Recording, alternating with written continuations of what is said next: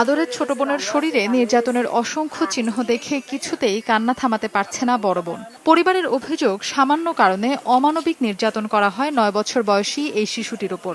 ১ বছর আগে পরিচিত মোস্তফা সর্দার নামে এক ব্যক্তির মাধ্যমে জান্নাত নামের এই শিশুটিকে গাজীপুরের জয়দেবপুর মিউনিসিপাল এলাকার ওমর ফারুক মনি বেগম দম্পতির বাড়িতে গৃহকর্মী হিসেবে পাঠানো হয়।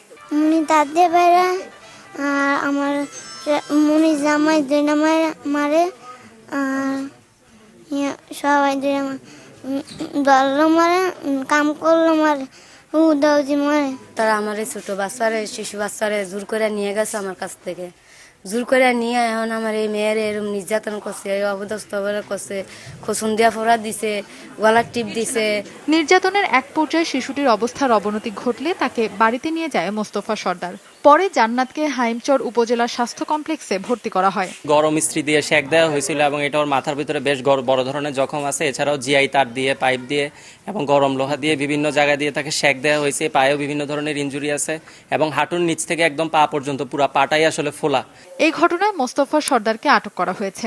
এছাড়া ওমর ফারুক ও মনি বেগম দম্পতিকে আটক করতে আইনগত ব্যবস্থা নেওয়ার কথা জানিয়েছে পুলিশ। গাজীপুরের পুলিশ কর্তৃপক্ষের সাথেও কথা বলেছি এবং আমরা সহায়তাকারী যে মোস্তফা তাকে সহ আমরা পাঠিয়েছি ইতিমধ্যেই।